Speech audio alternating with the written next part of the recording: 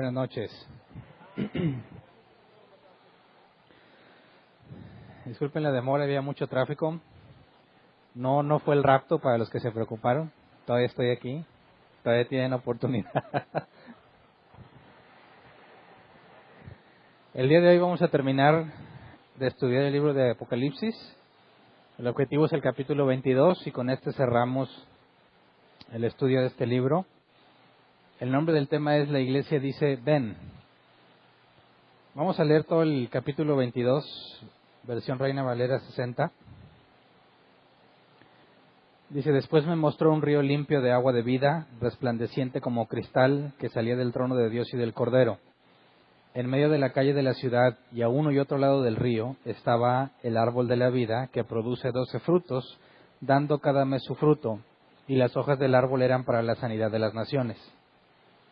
Y no habrá más maldición, y el trono de Dios y del Cordero estará en ella, y sus siervos le servirán. Y verán su rostro, y su nombre estará en sus frentes. No habrá allí más noche, y no tiene necesidad de luz de lámpara ni de luz de sol, porque Dios el Señor los iluminará, y reinarán por los siglos de los siglos. Y me dijo, estas palabras son fieles y verdaderas. Y el Señor, el Dios de los espíritus de los profetas, ha enviado su ángel para mostrar a sus siervos las cosas que deben suceder pronto.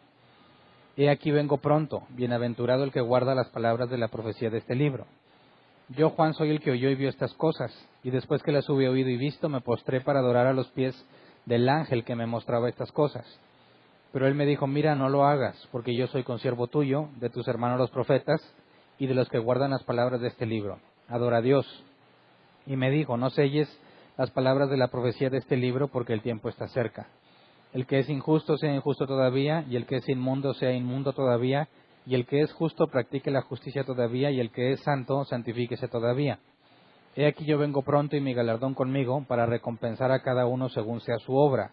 Yo soy el alfa y el omega, el principio y el fin, el primero y el último. Bienaventurados los que lavan sus ropas para tener derecho al árbol de la vida, y para entrar por las puertas en la ciudad. Mas los perros estarán fuera, y los hechiceros, los fornicarios, los homicidas, los idólatras y todo aquel que ama y hace mentira. Yo, Jesús, he enviado mi ángel para daros testimonio de estas cosas en las iglesias. Yo soy la raíz del linaje de David, la estrella resplandeciente de la mañana. Y el espíritu y la esposa dicen, ven, y el que oye diga, ven, y el que tiene sed, venga, y el que quiera, tome del agua de la vida gratuitamente. Yo testifico a todo aquel que oye las palabras de la profecía de este libro. Si alguno añadiera estas cosas, Dios traerá sobre él las plagas que están escritas en este libro. Y si alguno quitare de las palabras del libro de esta profecía, Dios quitará su parte del libro de la vida y de la santa ciudad y de las cosas que están escritas en este libro. El que da testimonio de estas cosas dice, ciertamente vengo en breve. Amén. Sí, ven, Señor Jesús. La gracia de nuestro Señor Jesucristo sea con todos vosotros. Amén. Ok, es lo último. Y vemos que este capítulo da fin a la revelación y luego deja unas palabras de parte de Jesús que se intercalan con palabras del ángel que estaba hablando con Juan, que puede traer confusión entre determinar quién está hablando, si es el ángel o Jesús. Pero al final leímos que el Espíritu dice ven y la esposa dice ven. Yo quise nombrar la iglesia, dice ven, porque la esposa de Cristo es la iglesia, ¿verdad? En este contexto. Así que veamos lo último que se nos revela en los primeros versículos de este capítulo en cuanto a la nueva Jerusalén, a la nueva creación, cuando nos dice en el versículo 1 y 2 que hay un río de agua de vida, resplandeciente como cristal, que sale del trono de Dios y del Cordero. Y en medio de la calle de la ciudad y a uno y otro lado del río estaba el árbol de la vida, que produce 12 frutos, dando cada mes su fruto, y las hojas del árbol eran para la sanidad de las naciones. Aquí, si te fijas, nos había descrito la ciudad, sus medidas y todo, pero no nos había dicho qué había dentro particularmente. Nos decía que estaba Dios y el Cordero, ¿verdad? Pero adentro no nos había dicho nada. Aquí nos dice que en medio de la calle de la ciudad y a uno y otro lado del río estaba el árbol de la vida. Y este río sale del trono de Dios y del Cordero. Así que aquí nos revela que hay dentro de la ciudad. Hay un trono donde sale un río y a uno y otro lado del río está el árbol de la vida. Y nos dice que este árbol da cada mes su fruto. Y la palabra aquí, mes, el griego es mes lunar. Eso implica entonces que sí hay conciencia del tiempo, sí hay meses. Los meses lunares son de 30 días. Entonces, en este momento del tiempo, cuando se habla de la Nueva Jerusalén, la nueva creación, sí podemos ver que la luna, ya que son meses lunares, la luna tiene que estar presente. ¿Se acuerdan que en el capítulo, la clase pasada vimos que cuando decía que la ciudad no necesitaba ni del sol ni de la luna para que la alumbrara? Vimos que se especifica que es la ciudad la que no lo necesita, pero en las regiones fuera de la ciudad sí se requeriría entonces. Y aquí vemos entonces que en el versículo, recordemos, versículo 23 del capítulo anterior, capítulo 21, dice: la ciudad no tiene necesidad de sol ni de luna que brillen en ella, porque la gloria de Dios la ilumina y el Cordero es su lumbrera. Entonces, si hay meses y en cada mes hay fruto, entonces el concepto del tiempo sigue siendo similar al que entendemos. La luna, de perdido la luna, tendría que estar ahí dando vueltas para determinar los ciclos y por consecuencia los meses, los días. Así que si hay conciencia de tiempo y si hay frutos y las hojas del árbol son para sanidad a las naciones, entonces si hay comida, ¿verdad? Seguiremos comiendo. Pero nos dice que el árbol está a uno y otro lado del río. Y aquí suena complejo de entender, porque si tú tienes un trono y de ahí sale un río, voy a tratar de dibujarlo. Si tenemos el trono y de aquí, por así ponerlo, sale un río, ¿cómo tienes al árbol de la vida de un lado y del otro?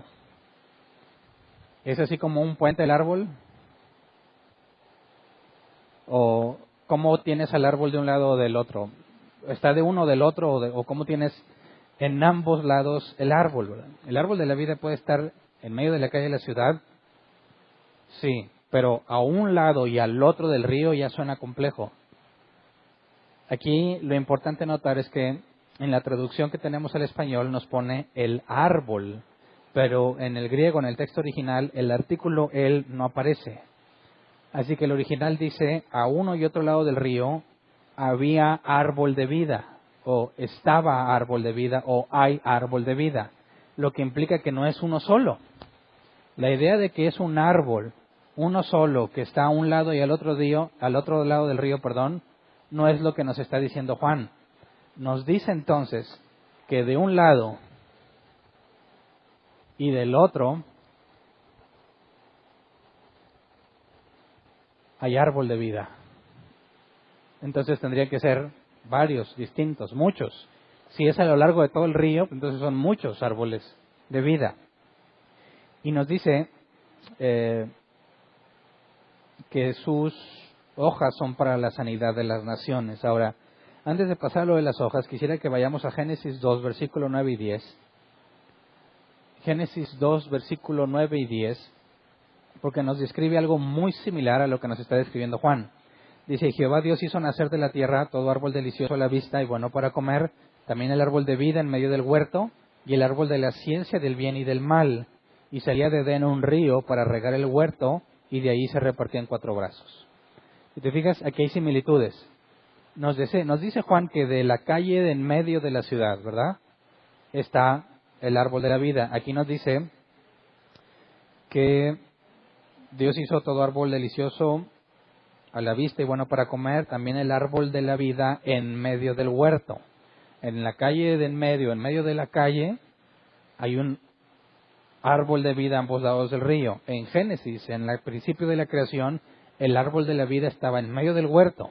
Y también dice que salía de Edén un río para regar el huerto. Así que tenemos el río y el árbol de la vida al principio de la creación, y en la nueva creación, al final de todo, tienes el río y el árbol de vida. Ambas cosas están presentes, de manera que es muy similar lo que veremos en aquel tiempo con respecto a lo que Adán y Eva vieron. Ahora, cuando habla de que da fruto cada mes y hojas para sanidad, habla entonces de que podemos comer, ¿verdad? La referencia que tenemos para esto es dado que Jesús resucitó con un cuerpo glorificado, las cosas que Jesús hizo pueden ser referencia para nosotros, ya que nosotros tenemos la misma naturaleza glorificada que Él. Vamos a Lucas 24, versículo 41 al 43. Lucas 24, 41 al 43 dice, y como todavía ellos de gozo no lo creían y estaban maravillados, les dijo, ¿tenéis aquí algo de comer? Entonces le dieron parte de un pez asado y un panal de miel, y Él lo tomó y comió delante de ellos. Así que vemos que Jesús, en un cuerpo glorificado, comió pez asado y panal de miel. Eso implica que nosotros entonces también comeremos. Pero surge la pregunta, ¿por qué las hojas son para sanidad? El fruto y las hojas pues serán comestibles, pero ¿por qué para sanidad si se supone que ya no hay maldición? ¿Verdad? Se supone que ya no hay enfermedad, ya no hay llanto, ya no hay tristeza. ¿Se podrá enfermar las personas en aquel entonces? Si vamos primero a descartar por varias ideas, algunos cuando ven este pasaje dicen, es que va a haber todavía humanos naturales en aquel entonces. ¿Se acuerdan que también lo mencioné en la clase pasada? Vamos de una vez a 1 Corintios 15:50 para ver cómo Pablo descarta esta idea tajantemente. 1 Corintios 15:50 dice, por esto digo, hermanos, que la carne y la sangre no pueden heredar el reino de Dios, ni la corrupción hereda la incorrupción. Así que no puede haber humanos naturales en ese entonces. Así que la sanidad no es para que esos humanos que vayan a estar allá sanen cuando se enfermen. No, porque ningún humano natural va a estar allá. Todos tendrán una naturaleza glorificada. Entonces, ¿cómo entendemos el asunto de la sanidad? Bueno, cuando vamos al original, la palabra sanidad es el griego terapeia, de donde viene lo que entendemos como terapia, y se traduce como cuidado, atención, prestar un servicio o sanidad. Así que la palabra correcta en el contexto de la nueva creación, donde no hay maldición, sería un error traducir como sanidad. La traducción correcta podría ser cuidado, atención. Es para el cuidado de las personas, ya que comen y ahí se alimentan. Así que las hojas del árbol también son comestibles. Por eso lo dije desde un principio. Los frutos son comestibles, eso lo tenemos claro. Pero cuando habla de que las hojas son para sanidad, está hablando de que también las hojas se comen, son útiles. ¿En qué sentido van a ser útiles? No sé, hasta el día que las pruebe les platico, ¿verdad? Pero de que se van a comer, se van a comer. Ahora, leamos versículo 3 y 5 en Apocalipsis 22. Dice, y no habrá más maldición. Bueno, eso implica que no es para sanidad, ¿verdad? Si no hay maldición no puede ser porque te enfermas. Y el trono de Dios y del Cordero estará en ella, y sus siervos le servirán, y verán su rostro, y su nombre estará en sus frentes. No habrá allí más noche, y no tiene necesidad de luz de lámpara, ni de luz del sol, porque Dios el Señor los iluminará, y reinarán por los siglos de los siglos. Entonces, si ya no hay maldición, no hay enfermedad. Pero además, si ya no hay maldición, podemos ver a Dios cara a cara. Y eso también nos lleva a pensar o a recordar el Génesis. Adán y Eva veían cara a cara a Dios antes de la maldición. Cuando nos habla de que ahí está el trono de Dios y del Cordero, el trono de Dios y del Cordero es un solo trono de los dos. Es el mismo ser en tres personas, ¿verdad? Cuando habla aquí del trono de Jesús y el trono del Padre, dices, ¿por qué no está mencionado el Espíritu Santo? ¿Por qué no es el trono de Él también? Bueno, aquí la idea no es tratar de darle un trono a cada persona de la Trinidad, ya que es el mismo.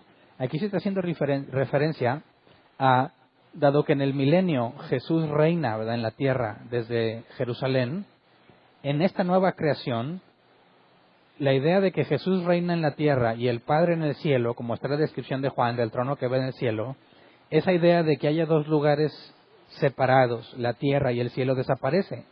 Ahora, el trono del Cordero, el que supimos que tuvo durante el milenio, y el trono del Padre que está en el cielo, son uno mismo en la nueva creación. Eso implica que ya no hay separación entre el hombre y Dios. Ya no hablamos del lugar donde habita Dios y el lugar donde habita el hombre. Ahora es exactamente el mismo lugar. Y es lo mismo que sucedió en Génesis. Cuando Dios creó la tierra y todo el universo, Dios moraba y habitaba con Adán y Eva, sus hijos. Sabemos que a raíz de la decisión de Adán y Eva eso se perdió. Bueno, en este momento se está ilustrando que ya no hay dos lugares, tierra y cielo. Ahora es el mismo lugar. ¿Podría decir, estamos habitando en el cielo? No. En la tierra, tampoco. Hablar de cielo y tierra ya no tiene sentido. Ahora es, habitamos. ¿Dónde? En el único lugar que hay, en el mismo lugar que Dios. Así que se elimina la separación que había, por eso empieza diciendo ya no hay maldición, y ahora estamos habitando en el mismo lugar que Dios. Cuando dice, y sus siervos le servirán, también debemos recordar que en Génesis Adán trabajaba o le servía a Dios cuidando el jardín, ¿verdad? El trabajo no fue parte de la maldición. Adán ya trabajaba antes de que comieran del árbol de la ciencia del bien y del mal. La consecuencia de haber comido de ese árbol es que con el sudor de su frente obtendría el pan. Es decir, que antes trabajaba y no era maldición trabajar. Después de la maldición, el trabajo infringe cansancio, dolor. Eso es lo que cambió. Así que cuando nos dice que sus siervos le servirán, también va a haber trabajo. ¿Qué clase de trabajo? No lo sabemos, pero si hay tierra, y hay creación, y hay plantas y todo eso, pues tendría que ser lo mismo que Adán y Eva. Bueno, específicamente Adán, cuidar el huerto. Por eso en el capítulo anterior nos hablaba de que los reyes de las naciones traerían la gloria de las naciones a la Nueva Jerusalén. Y entenderíamos entonces que es una especie de ofrenda que se da. Ofrenda de frutos será, como en el Génesis, al principio no había, no se comía la carne de ningún ser vivo. Todos comían plantas, hierba. Si vemos o volvemos o tenemos la idea de que la creación esta nueva se parece a Génesis, a lo original, entonces tampoco se consumiría carne de ningún tipo y se traería ofrendas a Dios de lo que ha sido cosechado en la tierra. Luego nos dice, reinarán por los siglos de los siglos. Esto nos debe llevar a recordar cuando leímos Daniel 7, vamos Daniel 7, 18, Daniel capítulo 7, verso 18, donde Daniel profetizaba, después recibirán el reino los santos del Altísimo y poseerán el reino hasta el siglo, eternamente y para siempre. Y esto empieza desde el reino milenial, ¿verdad? Porque desde el reino milenial ya estaba reinando la iglesia. Se termina esa creación, viene el juicio del gran trono blanco y luego tenemos una nueva creación y siguen reinando juntamente con Cristo. ¿Sobre qué reinaremos entonces? Ya que no hay humanos naturales sobre cuáles reinar. Bueno, recordemos las palabras de Pablo cuando nos decía que juzgaremos a los mismos ángeles. Así que podría ser factible la idea de que los elegidos de Dios, las naciones santas, estarán reinando sobre los ángeles. ¿Sobre alguna otra creación? ¿Quién sabe? Y tratar de deducirlo y a decirnos más allá de lo que la Biblia dice. Pero es claro que el reino, por así decir, es compartido exactamente igual que en Génesis. En Génesis Dios le dijo a Adán y Eva, llenad la tierra y sojuzgadla. Es que en la Reina Valera 60 está bien difícil. Sojuzgadla tiene que ver con gobernarla, con ser el que gobierna un lugar. Así que desde Génesis veíamos que Adán y Eva reinaban juntamente con Cristo. En la nueva creación va a ser igual. Regresamos a Apocalipsis 22, versículo 6. Y me dijo, estas palabras son fieles y verdaderas. Y el Señor, el Dios de los espíritus de los profetas, ha enviado su ángel para mostrar a sus siervos las cosas que deben suceder pronto. Y aquí ya hubo un cambio de tema, ¿verdad? Ya no nos está hablando sobre la Nueva Jerusalén. Ya no nos habla sobre la nueva creación. El versículo 5 fue lo último que se describe de la nueva creación. A partir del versículo 6 es donde se empieza a cerrar el tema del libro, donde ya tenemos a un ángel que está hablando. Cuando dice, y me dijo, estas palabras son fieles y verdaderas, y el Señor, el Dios de los espíritus de los profetas, ha enviado a su ángel para mostrar a su siervo las cosas que deben suceder pronto. Este que está hablando aquí, cuando dice, y me dijo, ese es el ángel, uno de los que tenía una de las 7 copas que se había acercado a Juan en el capítulo anterior, y le estaba diciendo, ven y te mostraré a la que baja del cielo como una mujer ataviada para su marido. ¿Me explico? Aquí el ángel está hablando y lo leímos en Apocalipsis 21:9. Dice, vino entonces a mí uno de los 7 ángeles que tenían las 7 copas llenas de las 7 plagas postreras y habló conmigo diciendo, ven acá, yo te mostraré la desposada, la esposa del Cordero. Así que en este versículo del capítulo 22 es el ángel. Y aparte este ángel dice que el Dios de los espíritus ha enviado a su ángel, que pudiera ser el mismo. Así que fíjate cómo este ángel dice que el Dios de los espíritus de los profetas envía a su ángel. Él mismo no se cuenta como si fuese Dios, ¿verdad? Si Jesús estuviese hablando, no hubiese dicho que el Dios de los espíritus, porque tendría que hablar de Él mismo. Y más adelante vamos a ver cómo Jesús dice de sí mismo que Él es quien envió al ángel. Entonces, es importante notar que ahí está hablando el ángel. Pero luego en el versículo 7 dice, aquí vengo pronto. Bienaventurado el que guarda las palabras de la profecía de este libro. Este ya no puede ser el ángel, ¿verdad? Porque no estamos esperando que ningún ángel venga. A quien esperamos que venga es a Jesús. Así que estas palabras obviamente son de Jesús. Y el hecho de que estén escritas aquí tiene que ver con el resto de lo que nos dice en el capítulo. Es un recordatorio final sobre el principal objetivo del Apocalipsis. Saber que Jesús viene, que será manifestado. Así que estas son palabras que Juan recuerda al lector. Luego dice el versículo 8, yo Juan soy el que oyó y vio estas cosas. Y después que las hube oído y visto, me postré para adorar a los pies del ángel que me mostraba estas cosas. Pero él me dijo, mira, no lo hagas, porque yo soy consiervo tuyo, de tus hermanos los profetas, y de los que guardan las palabras de este libro. Adora a Dios. Así que el propio ángel no es Dios. Pero las palabras, he aquí yo vengo pronto, esas sí son de Jesús. ¿Me explico? Así que aquí tenemos que Juan está diciendo lo que oye del ángel. Trató de adorarlo y el propio ángel le dice que no. Eso demuestra que ese ángel no es Jesús. Jesús no impediría que se le adore. Ya hemos visto en los capítulos anteriores que la adoración también es para el Cordero. Así que claramente vemos que semejante revelación hace que Juan pierda, no sé, la cordura y trate de adorar a un ángel, cosa que es muy extraña. Pero el propio ángel impide que se le adore. Cualquier verdadero siervo de Dios va a impedir que le den la gloria a Él. ¿Me explico? Todo verdadero siervo de Dios, incluyendo los celestiales, van a asegurarse de que el glorificado sea el Padre. Por eso resulta absurdo que haya hombres terrenales en nuestros días que aceptan la gloria para ellos. ¿Me explico? Ministerios con sus nombres, campañas con sus nombres, se promocionan a ellos mismos, ellos aseguran que ellos son quienes hacen que Dios haga las cosas, aseguran que le dan órdenes a Dios, órdenes al Espíritu, órdenes a la naturaleza.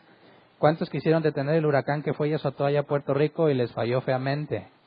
¿Cuántos quisieron detener y declararon y que no sé qué, Maldonado y muchos otros, y quedaron en ridículo porque el huracán causó muchos destrozos a pesar de que estos lo habían atado y deshecho en el nombre de Cristo y no sé qué barbaridades? Así que fíjate, la verdadera señal de un siervo de Dios es que cuando se le trate de dar algo de gloria a Él, no lo va a permitir. Un verdadero siervo de Dios se va a encargar que solo Dios sea glorificado. Luego, versículo 10 y 11 dice, y me dijo, no selles las palabras de la profecía de este libro, porque el tiempo está cerca. El que es injusto sea injusto todavía, y el que es inmundo sea inmundo todavía, y el que es justo practique la justicia todavía, y el que es santo santifíquese todavía. Y bueno, a Daniel sí se le dijo que sellara el libro, ¿verdad? Daniel 12:4 dice, pero tú, Daniel, cierra las palabras y sella el libro hasta el tiempo del fin. Muchos correrán de aquí para allá y la ciencia se aumentará. A Daniel, cuando se le reveló en cuanto a lo futuro, de lo cual Apocalipsis nos da muchísimo más detalle, a él se le dijeron, sella las palabras del libro. Pero a Juan no las selles. Eso demuestra que no se requiere nada sobrenatural para entender el objetivo principal de Apocalipsis. Lamentablemente muchos evitan que se estudie o impiden que se estudie. Muchas veces a mí me dijeron, no leas ese libro, no te metas allí, es demasiado complejo, te vas a confundir y vas a terminar peor que como estabas. Pero lo que yo encuentro al leer Apocalipsis es que el propio Jesús y los ángeles, bienaventurado el que lea las palabras de esta profecía. Así que en lugar de tratarlo como un libro tabú del cual no se debe leer, es al revés.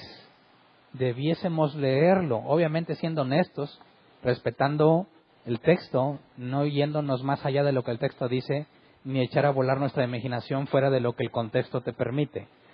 Manteniéndote en el texto, debe de haber bendición al que lo lee.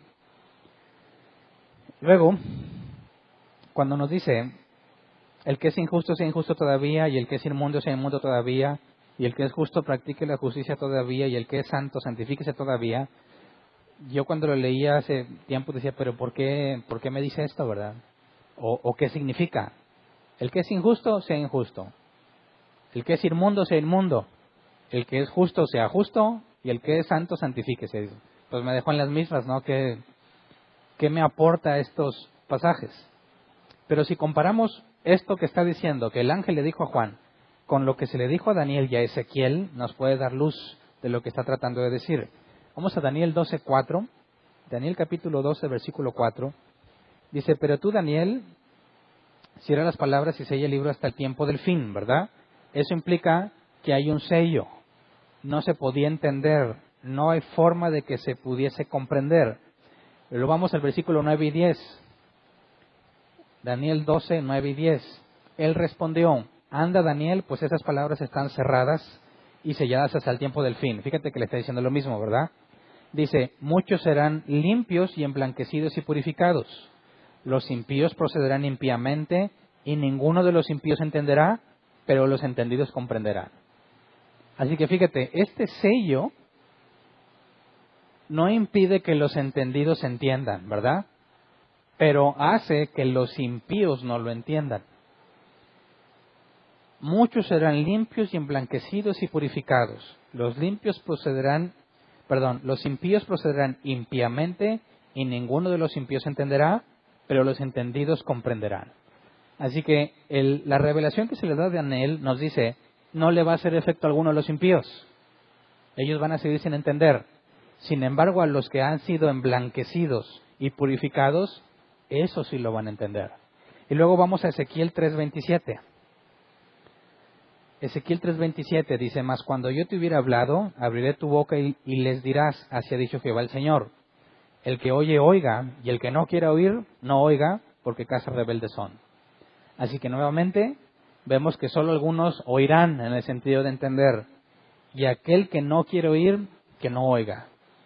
Así que fíjate que hay mucha similitud entre lo que dice Juan en Apocalipsis, lo que se le dijo a Daniel y lo que se le dijo a Ezequiel. Es decir, esta revelación va a hacer que los santos, que los justos, se santifiquen aún más. Pero a los impíos no les va a servir para nada.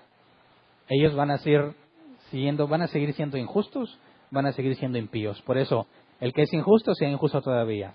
El que es impío, sea impío todavía. El que es justo, practique la justicia, y el santo, santifíquese todavía. Lo que está escrito en este libro solo tiene efecto en los que han sido llamados por Dios. Con los injustos y con los impíos no va a servir para nada. ¿A cuál perteneces tú?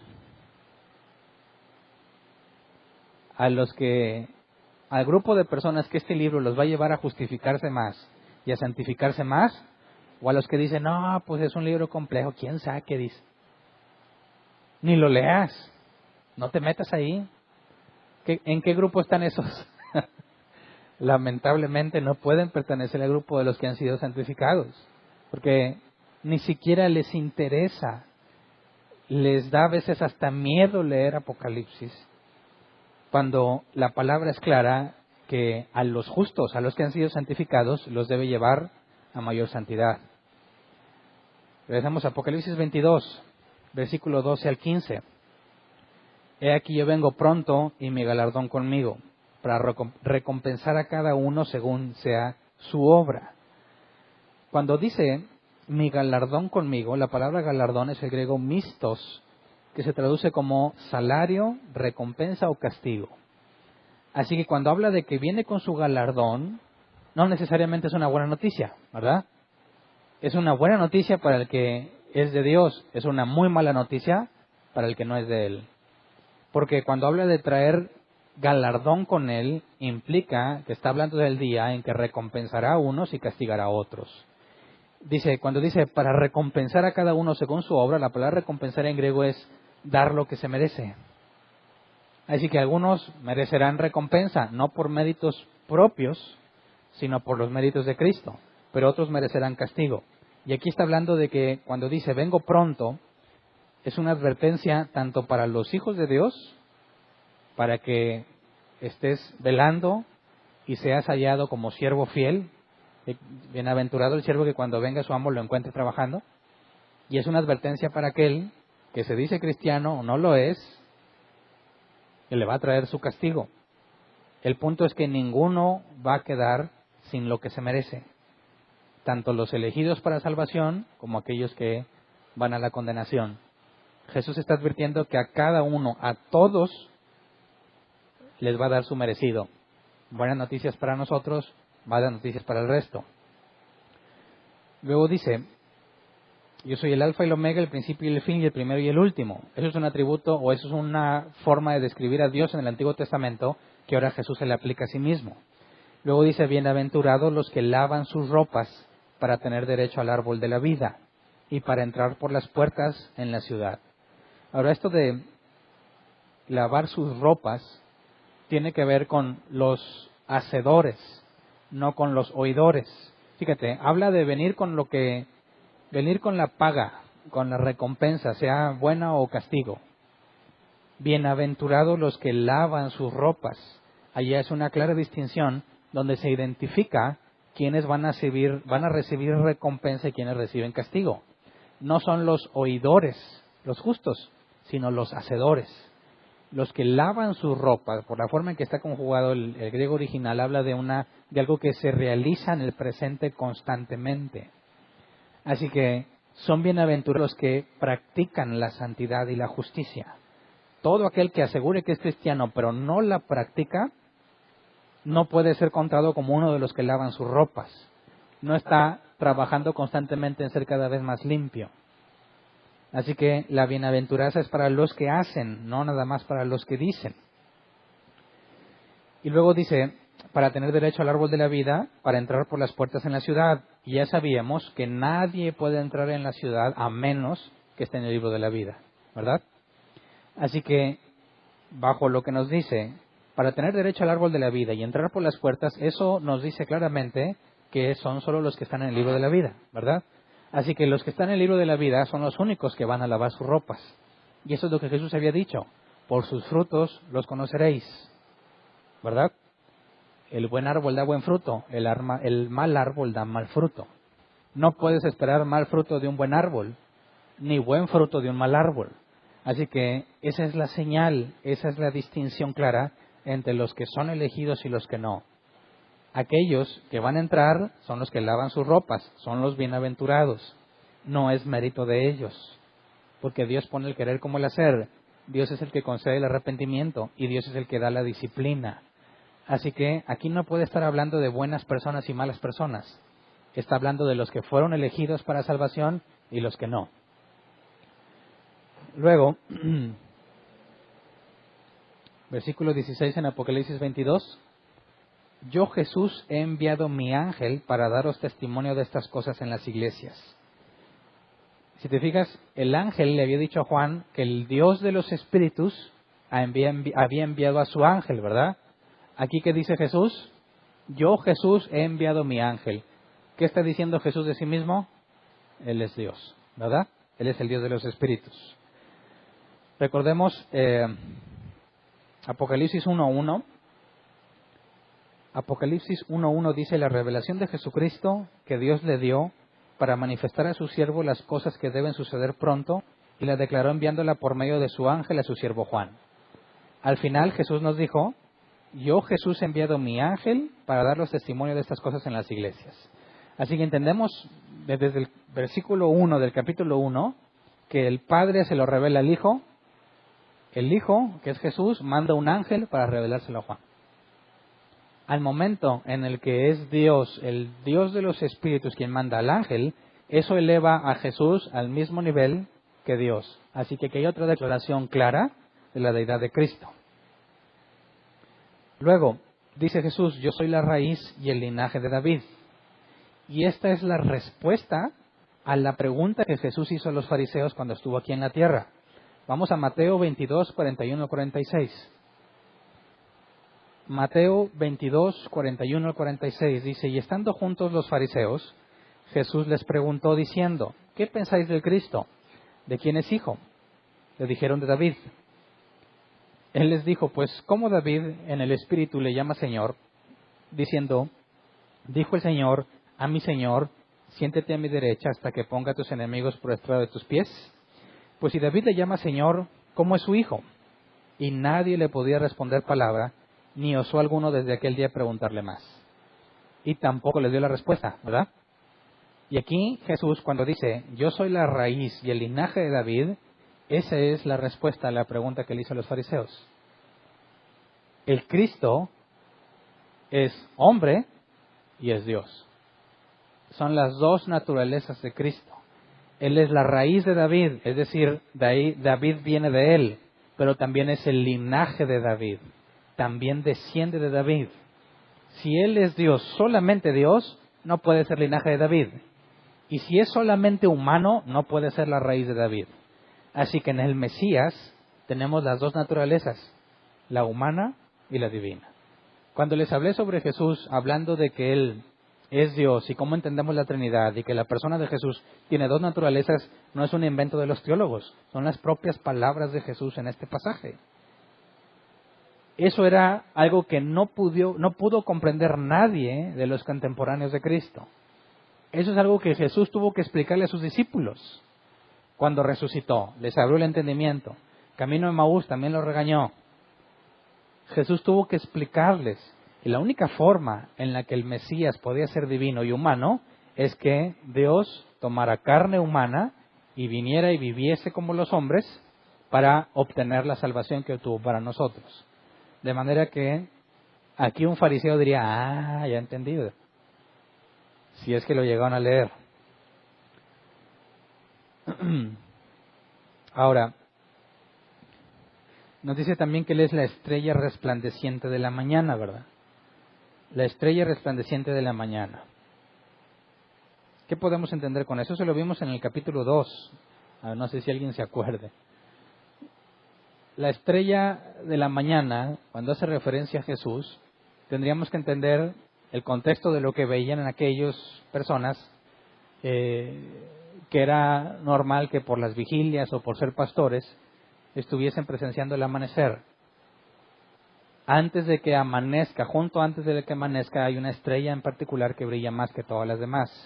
Y esa es la que se identifica como la estrella de la mañana, que cuando ya está amaneciendo, esa es la única estrella que permanece visible. O viendo esa estrella en su máximo esplendor, sabes que ya está por amanecer. Jesús se identifica como la estrella de la mañana. Esto implicaría que Él es quien aparece junto antes de que amanezca. Y bajo todo lo que se nos ha revelado en Apocalipsis, sabemos que al hablar de sí mismo como la estrella de la mañana, implica que tendríamos que verlo a Él antes de que amanezca. Y eso, desde el capítulo 2 lo mencioné, nos puede llevar a la idea del rapto. Porque antes de que amanezca, que es la segunda venida de Cristo, ¿verdad? Cuando Él viene a tomar el reino, antes de que amanezca, antes de que las tinieblas tengan fin, que es la segunda venida de Cristo, tendrías que verlo a Él. Y eso solo sucedería en el rapto. ¿Me explico? Cuando Él dice que es la estrella resplandeciente de la mañana, nos da la señal de que es Él a quien veremos justo antes de que las tinieblas terminen. Es una muy posible referencia al rapto. Luego, versículo 17 en Apocalipsis 22. Y el espíritu y la esposa dicen, ven, y el que oye diga, ven, y el que tiene sed, venga, y el que quiera, tome del agua de la vida gratuitamente.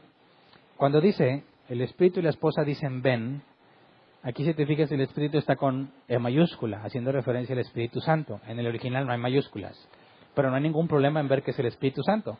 El espíritu y la iglesia dicen, ven. ¿Cuál es la tarea que vimos que el Espíritu Santo se le encomendó? Estar con la iglesia, guiarla a toda verdad, decirles todo lo que oiga del Padre. El Espíritu Santo está con nosotros, ¿verdad? Y el Espíritu y la esposa, que es la iglesia, dicen, ven. Esto nos debe llevar a recordar palabras de Jesús en Mateo 6, versículo 9 y 10, que es la forma en la que nos enseñó a orar. Mateo 6, 9 al 10 dice, vosotros pues oraréis así, Padre nuestro que estás en los cielos, santificado sea tu nombre, venga tu reino.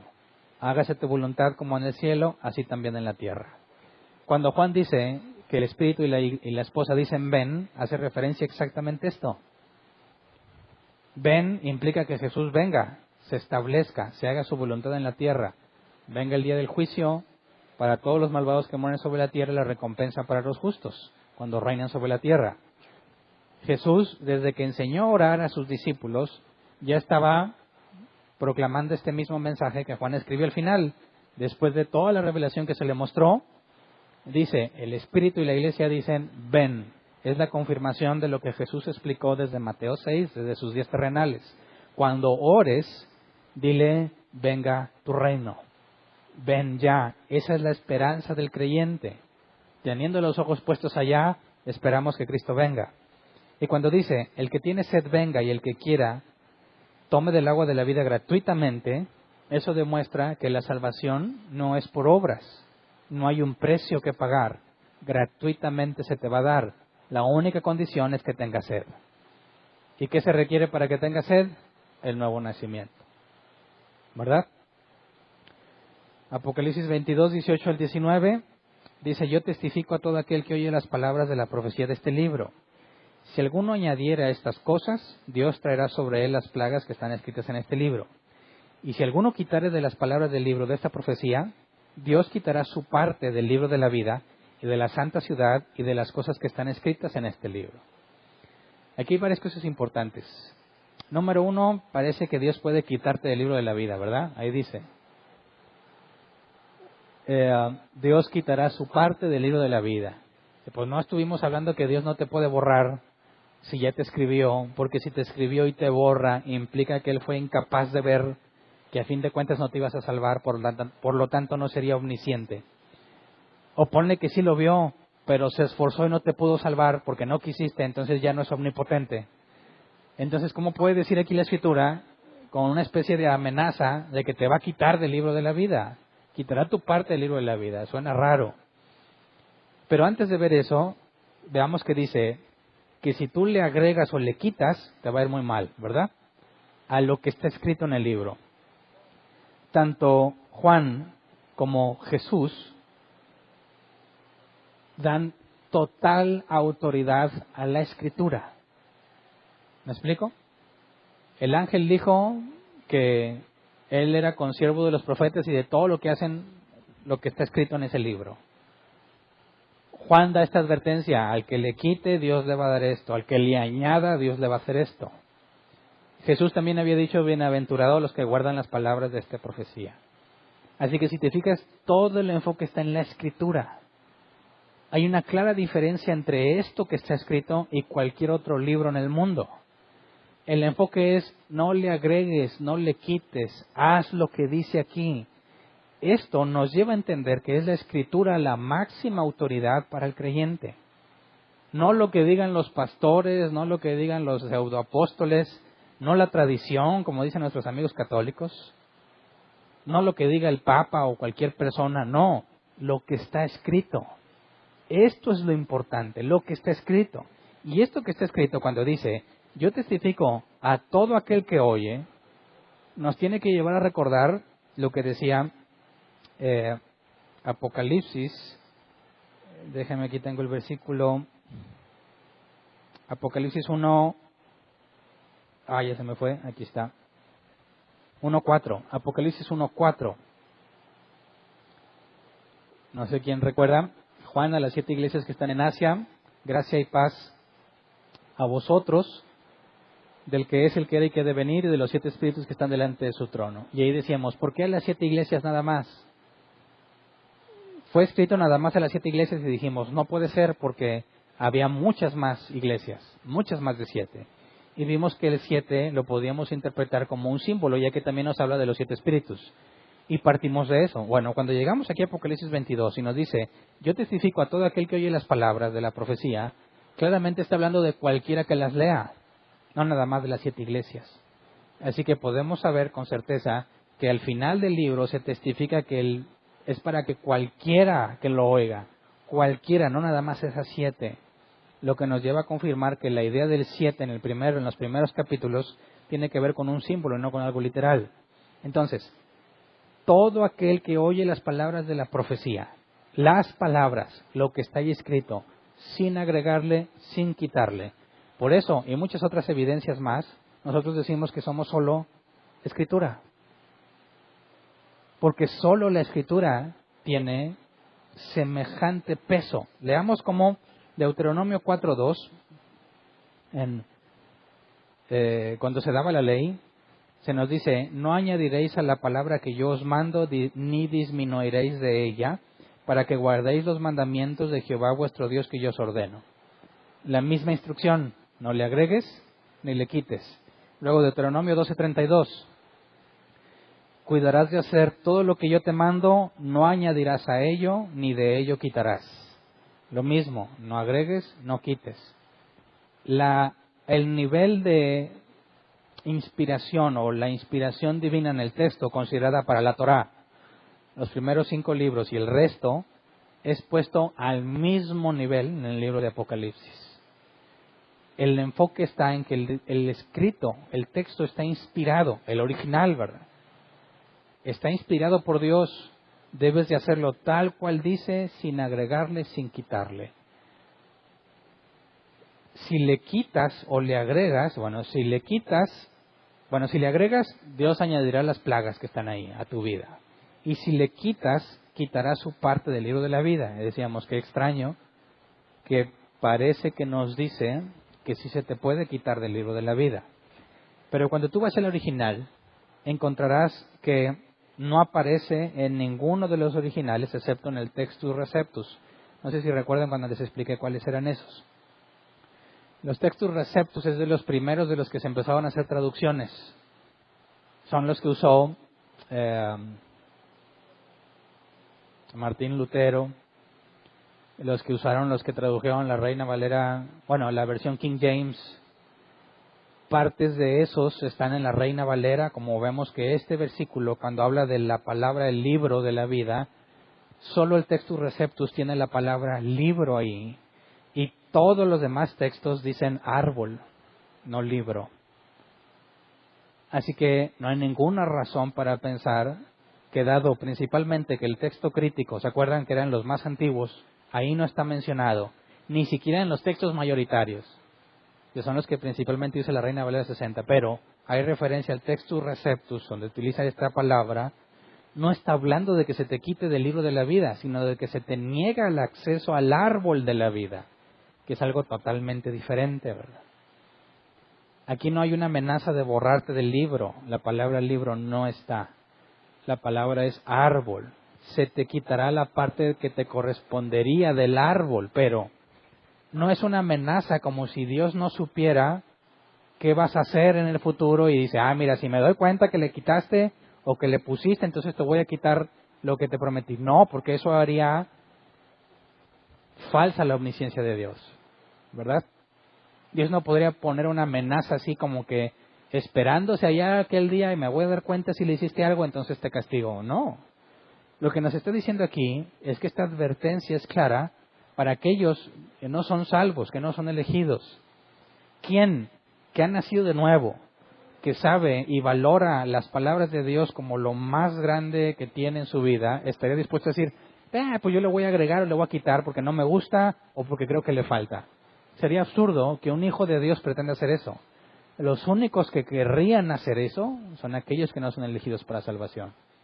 Así que, puesto que la elección es antes de la fundación del mundo, es imposible que haya una amenaza de este tipo, como si tuviese que esperar al final para castigarte. Más bien es una advertencia clara a todos los incrédulos, a todos los falsos creyentes, de que si hacen esto van a quedar en evidencia de que para ellos no es no es el árbol de la vida, ni entrar a la ciudad. Entonces no hay ninguna advertencia de ser borrado del libro. Versículo 20 al 21. El que da testimonio de estas cosas dice, ciertamente vengo en breve. Amén, sí, ven, Señor Jesús. La gracia de nuestro Señor Jesucristo sea con todos vosotros. Amén. Y cuando dice que ciertamente vengo en breve, la palabra breve es taqui o taxi. la que conocemos nosotros taxi, que se traduce como justo a tiempo, sin demoras innecesarias. Así que dicen, oye, ya pasaron más de 2000 años y dijo que ya mero venía y no ha venido, ¿por qué le crees? No, es que no dijo que ya mero venía, dijo que vendría justo a tiempo y sin demoras, ¿verdad? ¿Por qué no ha venido? Pues porque todavía no es el tiempo, pero una cosa sí estamos seguros, no se está retrasando, no se ha demorado, va a venir justo cuando Dios lo dijo. El punto es que nadie sabe, Jesús dijo, el día y la hora, nadie lo sabe. Así que nadie puede calcularlo, como hace poco lo intentaron, ¿verdad? ¿Cuántas semanas llevamos ya después del fin del mundo? Que era el 23 de septiembre, ¿no? Que iba a venir y dices, no, qué grave y qué vergüenza para todos los que publicaron eso en Facebook, bien seguros. ¿Y ahora qué van a decir? O no, ya no los he visto que publiquen nada, ni disculpas, ni me equivoqué, nada, simplemente desaparecieron de Internet. Entonces, claramente Jesús vendrá en el tiempo correcto, sin demoras, y solamente el Padre sabe cuándo. Así que ese es el final. Aquí termina todo lo que estaba preparado para que lo leyéramos nosotros. Y antes de dejarlo ya por la paz al libro de Apocalipsis, quisiera que viéramos ciertas analogías con Génesis, y ya estuve mencionando algunas, pero nos falta responder la pregunta que hace mucho se les he estado platicando, sobre por qué Dios permitió que Adán y Eva fueran tentados y pecaran.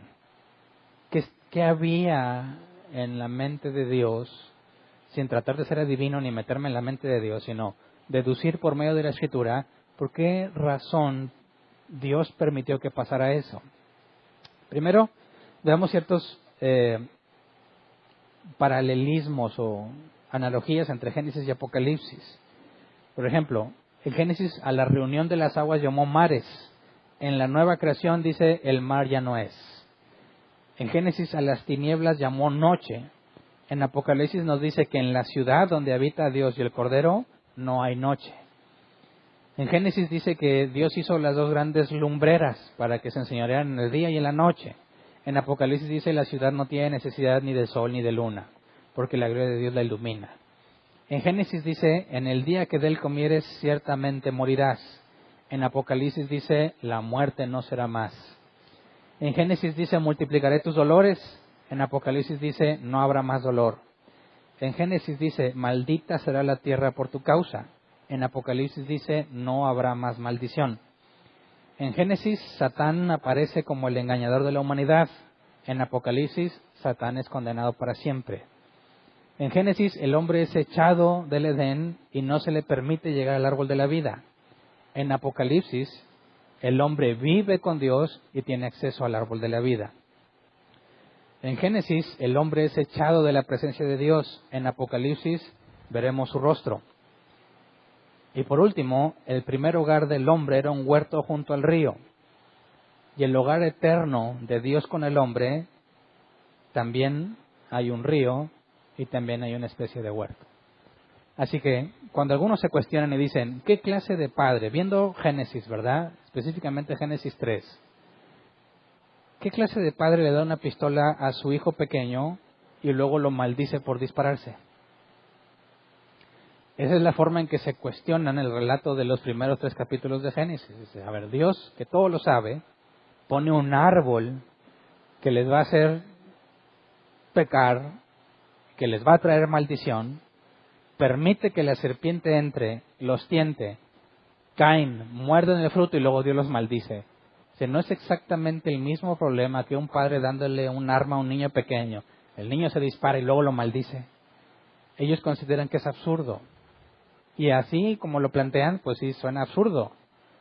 Pero ese ejemplo está incompleto. Le falta un punto clave, un punto muy importante. Y es que Dios tiene poder para devolver la vida al hombre, ¿verdad? Aquí si tú preguntas, ¿qué clase de padre le pone una pistola al niño? Se dispara el niño con la pistola y luego lo maldice. Dices, no, espérate, no puedes tomar esa analogía porque nosotros no tenemos poder sobre la vida. Pero si tú pones la analogía tal como lo pone Génesis, Dios tiene poder para devolverte la vida cuando Él quiera. Y te pone algo que te va a llevar a un problema. Y luego ves al final de los tiempos que te regresa mejorado lo que tenías, ¿dónde está el problema? ¿Cuál era el propósito de Dios? ¿Te puso algo que Él no podía controlar? ¿Algo que era irreversible para Él? No. Puso al alcance de Adán y Eva algo que les iba a llevar por un camino muy distinto al que vivían en el Edén, pero que no representa nada irreversible para Dios, ya que Él da un plan de salvación y Él mismo viene y obtiene la salvación para todos aquellos que por culpa de dos tienen la misma tendencia al pecado y la misma naturaleza pecaminosa. Así que al final de Apocalipsis entendemos que cuando Dios permite que esto pase, viendo el principio de la Biblia y viendo el final, ¿qué es lo que Dios obtuvo? No cambió nada. Dios desde antes de la creación ya había elegido a todos, ¿verdad? Al final de la creación tiene a todos sus elegidos. ¿Perdió algo? No. ¿Se le complicó algo? No. A los que eligió, a esos glorificó. Entonces, ¿qué es lo que se obtuvo desde el principio al fin? Incluyendo a Adán y Eva, que van a andar allá también, ¿verdad? ¿Qué es lo que obtuvo? Bueno, obtuvo una nación de todos sus elegidos antes de que todo pasara, con un conocimiento muy profundo e íntimo de Dios, cosa que era imposible en el Edén de Génesis. Si en el Edén de Génesis todo permanecía bueno, jamás iban a experimentar lo que nosotros experimentamos hoy en día, que nos lleva a comprender los atributos divinos que de ninguna otra forma hubiésemos conocido. No hubieses conocido la misericordia de Dios porque hubiese sido innecesaria. No hubieses conocido el amor de Dios tan profundo como el que manifestó al venir a morir por nosotros, a estar dispuesto a padecer innecesariamente por nosotros. A un Dios que te sana, a un Dios que te provee, a un Dios que no te abandona, a un Dios que te sostiene, a un Dios que te cuida, un Dios que siempre está contigo en las buenas y en las malas. Las naciones que tenemos al final de Apocalipsis tienen una revelación mucho mayor y mucho más profunda que la que se dio en el principio en Génesis. Y ahí está. Dios permitió que todo eso pasara para que se cumpliera lo que Jesús oró al Padre en en Juan 17. Padre, que sean uno, como tú y yo somos uno. Que su amor sea completo, como nuestro amor es completo. Y eso es lo que ves al final de Apocalipsis. Cosa que no existía en Génesis. Así que Dios no generó un plan B, ni le fallaron las cuentas, ni se le escapó la serpiente. Todo desde el principio, desde antes de la creación, fue cuidadosamente establecido. Cada acto, cada comportamiento, cada persona, todo fue perfectamente organizado para llegar a este punto que vemos al final de Apocalipsis, donde Él habita por la eternidad con un pueblo que le ama y le conoce como nunca le pudo haber amado. Si Adán y Eva no tuvieran la capacidad de elegir entre estar con Él y sin Él, no puedes hablar de amor, ¿verdad? Ya he dado este ejemplo otras veces, pero lo quiero volver a decir.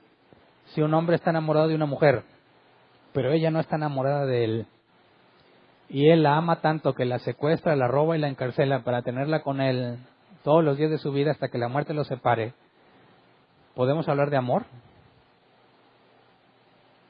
No, no la ama. ¿Estamos de acuerdo?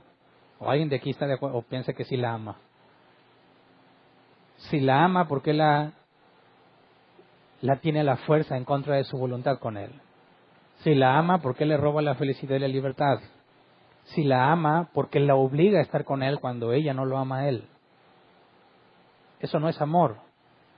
Si Dios no le hubiese dado al hombre la capacidad de elegir entre estar con él o sin él, no puedes hablar de amor. Por eso lo que Adán y Eva experimentaron no es el amor que nosotros conocemos hoy en día y que las naciones al final de todo esto van a conocer, porque ellos sí tuvieron la oportunidad de elegir, sí o no, experimentaron esa parte y podemos hablar de amor al Padre. No sé si me explico. Todo lo que pasó en este transcurso de Génesis a Apocalipsis es para que realmente pudiese haber un amor como Jesús le pidió al Padre, un amor perfecto, como lo hay en la Trinidad, también lo habrá entre sus hijos y ellos. ¿Me explico? Así que con eso terminamos Apocalipsis. Y esto nos lleva al final del estudio de la Biblia. Lo empezamos el 6 de febrero del 2014. 15, 16, 17, 3 años y unos 8 meses. Nos tomó estudiar toda la Biblia. Yo sé que no todos estuvieron aquí desde que empezamos, ¿verdad? Pero, fíjate, ¿cuánto tiempo nos ha tomado? Obviamente hubo reuniones en las que no nos seguimos al curso, no nos apegamos a la secuencia, a veces toqué otros temas, a veces por aniversario o cosas así, pero nos llevó todo ese tiempo. Ahora, más de 3 años y medio después, terminamos y ¿crees que ya lo sabes todo? ¿Crees que no vale la pena volver a empezar otra vez, Hernán? ¿Ya lo vimos? Hay muchas personas que dicen, yo ya me sé toda la Biblia, yo ya leí completa. Piensan que porque ya la leyeron completa, ya saben todo. ¿Cuántas veces la has leído? Como congregación ya esta es la 3ª vez que la leemos completa. Pero esta es la vez que más nos hemos tardado.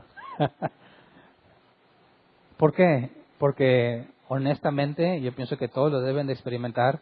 Mientras más la lees, más aprendes. Y cuando regresas, hay más cosas que nunca viste. Y hay más profundidad en lo que ya habías visto. Y te toma más tiempo escudriñarla más a detalle. Así que, si esta última vez nos tomó más de 3 años y medio, ¿cuánto crees que nos va a tomar volver a llegar? A lo mejor 4 o 4 años y medio. Pero más que decir, no, hombre, pues, qué flojera. No. Si realmente estás avanzando en el estudio de la palabra y cada vez te tardas más analizándola, eso implica que vas creciendo, que no tienes la misma ignorancia de antes y que ahora puedes ver cosas que no veías. Porque cuando aprendías un poquillo de cosas y luego le vas agregando más y más y más, eso te lleva a entender más cosas cuando tienes la totalidad de lo que la Biblia dice, lo que alcanzaste a entender. Y cuando vuelves a empezar, no vuelves a empezar de cero, ya traes toda la Biblia.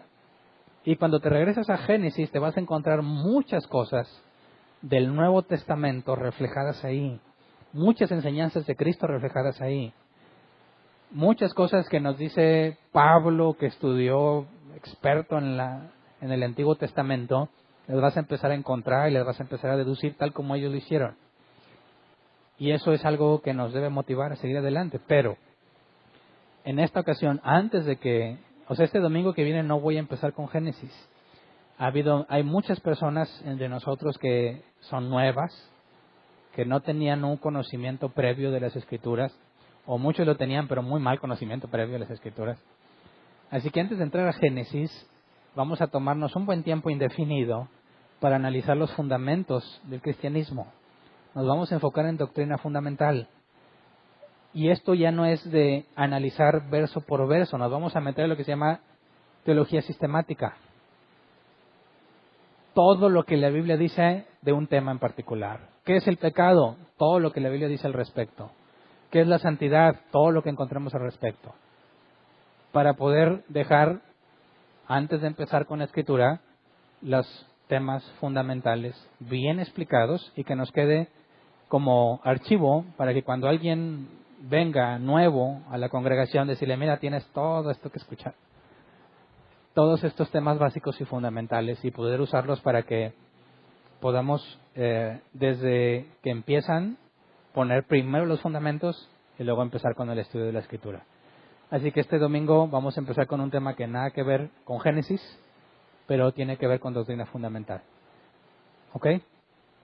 No sé cuánto tiempo, ya Dios dirá, pero no tengo prisa, así que nos vamos a tomar un buen tiempo analizando teología sistemática. Muy bien, vamos a ponernos de pie, vamos a orar.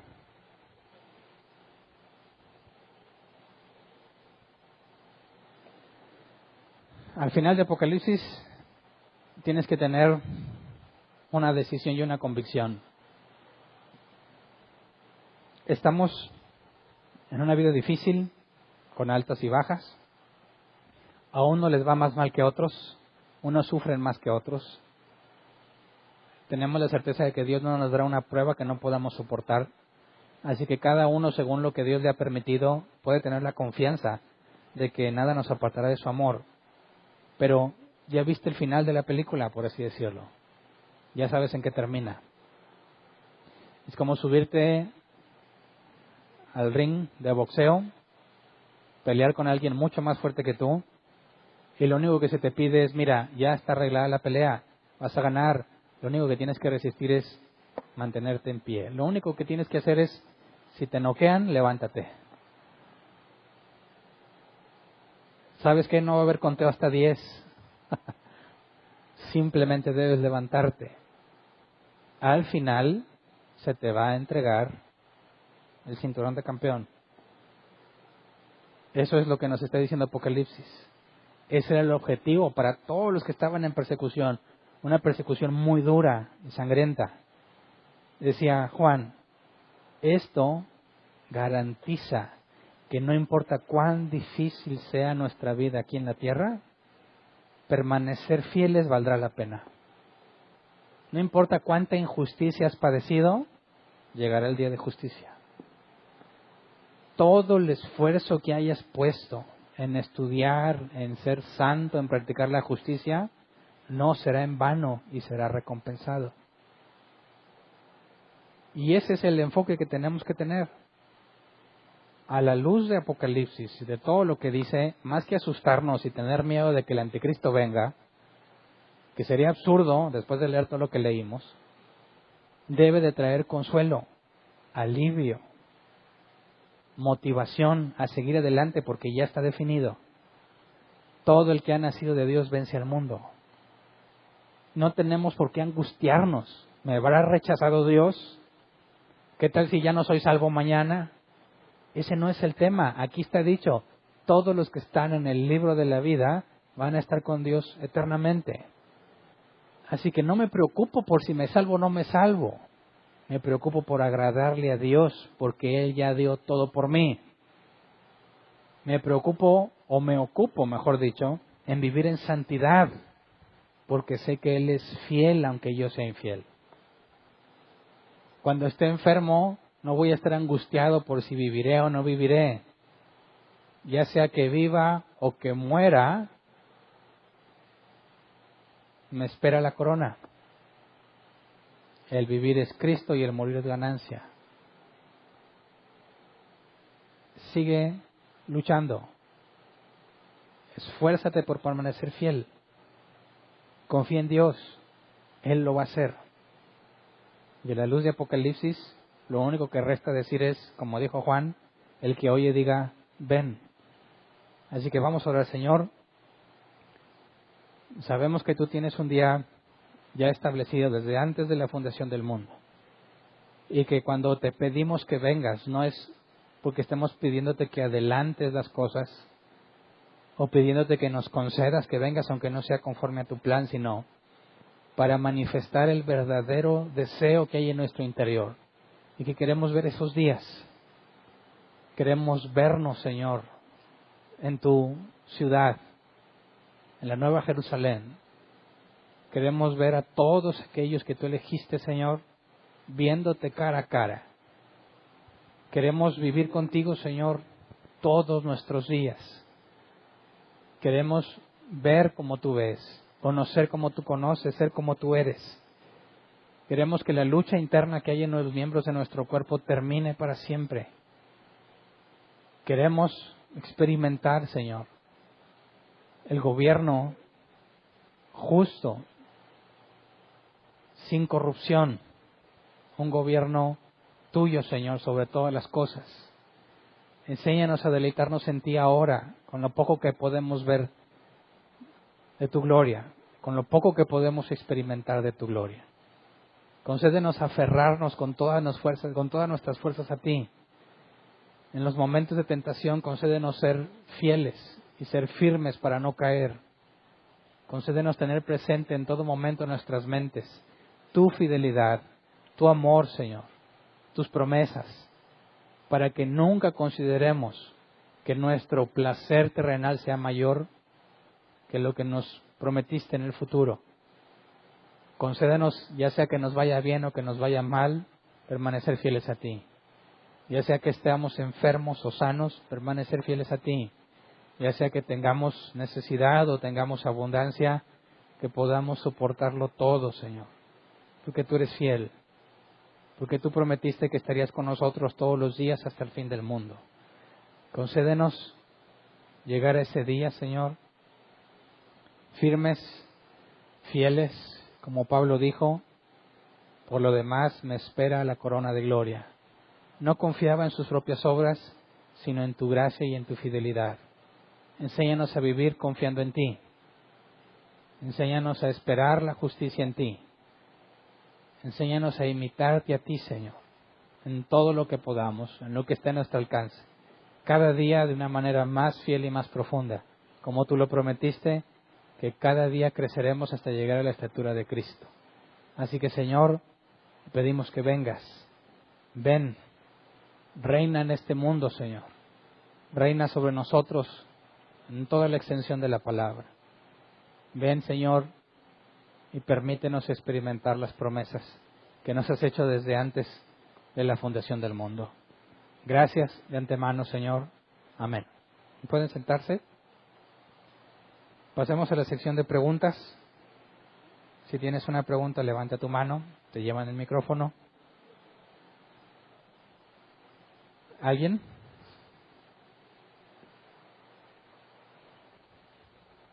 ¿No? Cierro con broche de oro. No, ok.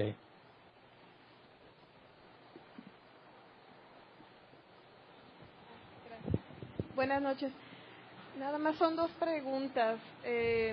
Con respecto al cuerpo glorificado, de que vamos a comer, como que se entiende que las personas que se salvan o que, por lo que habla de que va a haber alimento, pero también si no hay carne ni sangre, o sea, pues para mí es algo como confuso.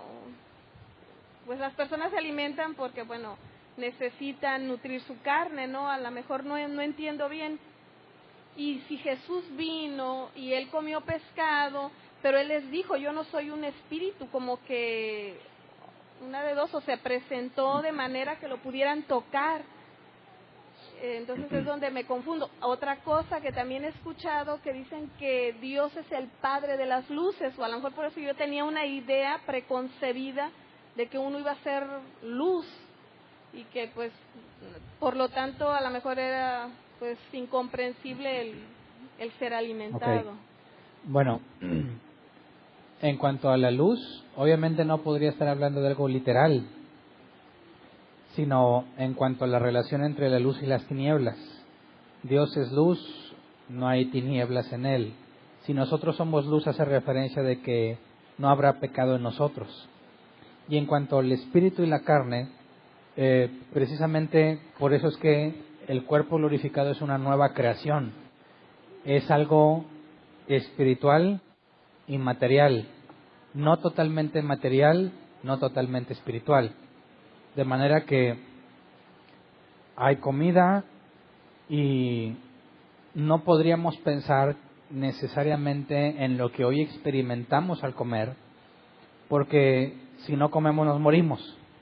Pero en aquel tiempo no hay muerte. No podrías sentir que te duele la panza de hambre porque no hay dolor, ¿verdad? Ahora, y hay una pregunta capciosa, ¿habrá sanitarios? Dice, espérame, cuando tú comes algo, requieres ir a la letrina, como decía Jesús, porque no pudiste aprovechar todo lo que comiste, tiene que haber un desecho. Y es parte de la corrupción, de la ineficiencia de lo que estamos procesando. Pero en aquel entonces ya todo es perfecto. Así que sería difícil pensar que la comida o el de comer va a ser una experiencia similar a la que tenemos, porque nosotros estamos bajo corrupción y no podemos procesar bien los alimentos y experimentamos dolor y por eso comemos. Así que es un contexto completamente distinto y tendríamos que enfocarnos a que si todo es bueno, entonces como yo mencionaba el ejemplo de los tacos al pastor, que te genera, bueno, que le gustan los tacos al pastor, un bienestar, los problemas se acaban. Yo pienso que eso sí podría darnos una idea, dado que todo es bueno y nada genera tristeza ni dolor, entonces al comer experimentarías, me imagino yo, que es como si fuese la mejor comida que has comido en todo el mundo, en todo el te tiempo. caería mal. Exactamente, o sea, sería más por placer que por necesidad.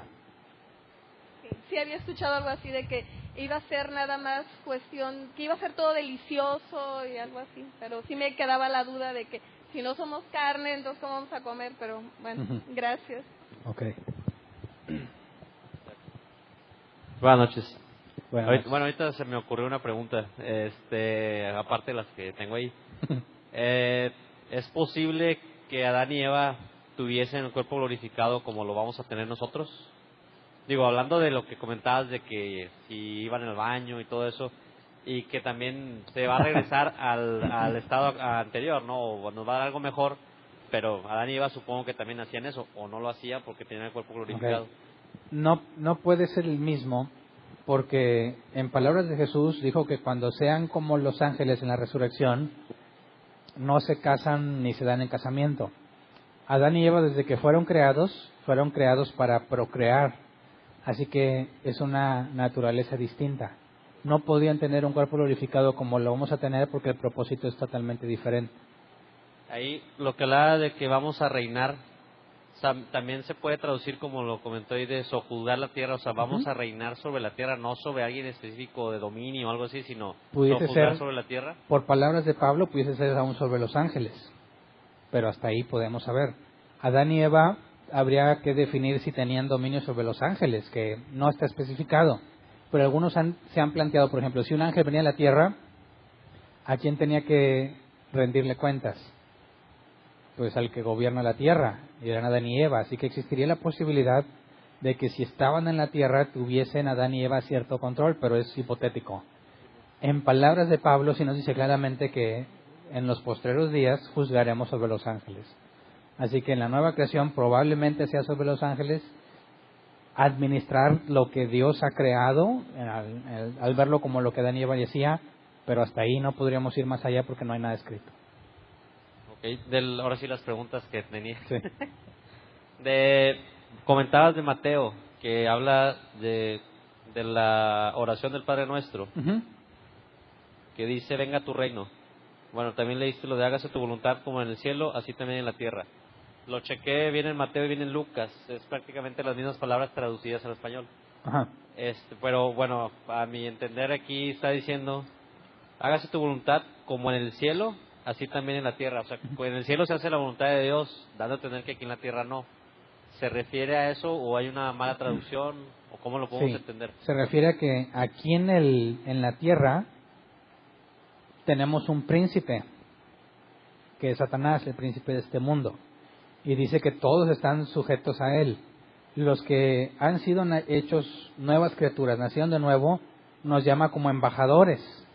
O sea, tú eres del cielo pero sigues aquí, y aquí aún no se instituye la justicia divina.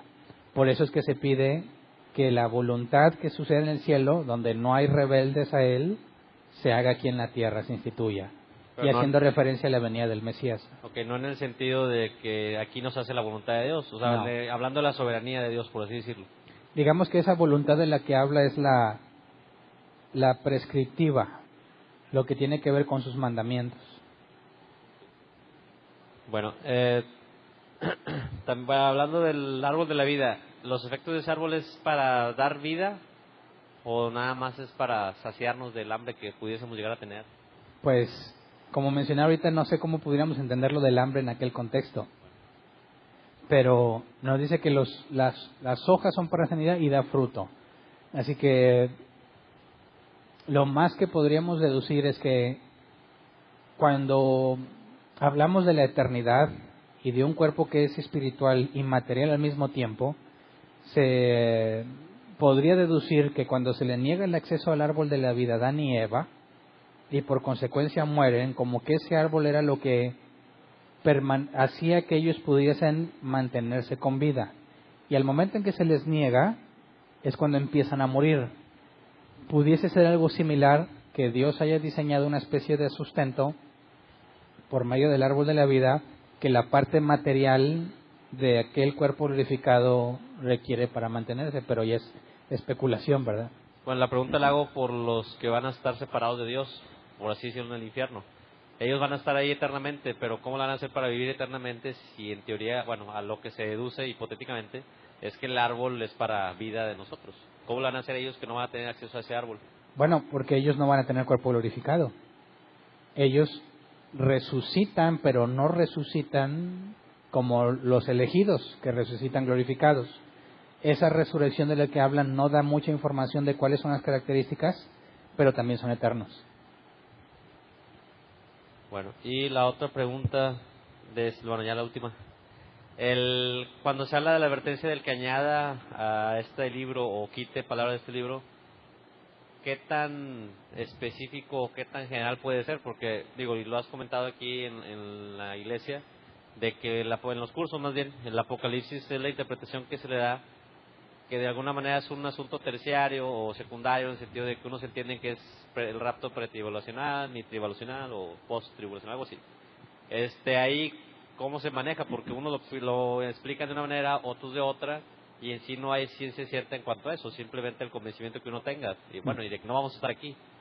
¿Cómo podemos entender eso sobre añadir y quitar si hay diferentes versiones de eso? Sí, es que la parte de que es terciaria en Apocalipsis no es su objetivo, sino las interpretaciones en cuanto a los caballos con cabeza de león que escupen fuego y cola de serpiente, ese tipo de cosas viene a ser terciaria, pero lo que es fundamental es que Cristo viene, que va a haber una resurrección y que va a haber recompensa en la Nueva Jerusalén. Eso no debe ser motivo de disputa para nadie. En cuanto a los temas de que si el anticristo y cosas que no están claramente especificadas, eso se vuelve terciario. Así que nosotros nos mantenemos fieles al texto, manteniéndonos en el objetivo, dejándolo claro, y también dejando en claro que cualquier otra interpretación que hagamos no la estamos enseñando como palabra de Dios, sino como una de las posibles interpretaciones que puede tener, dejando en claro que puede haber otras y que eso no puede generar ningún conflicto. O sea, ahí la idea es tener la segunda venida de Dios, de Jesús, como algo real que va a pasar. Exactamente. Ya cómo va a suceder, ya sería... Sí, como Dios va a haber un entender. juicio, va a haber recompensa, hay un arrebatamiento. ¿En qué momento? Pues como lo quieras acomodar, pero va a pasar la creación, va a haber un reinado de Cristo, va a haber juicio del gran trono blanco, hay una nueva creación y estaremos con Él. Eso es lo fundamental de Apocalipsis, que eso no es terciario, eso es primario. Gracias. ¿Alguien más?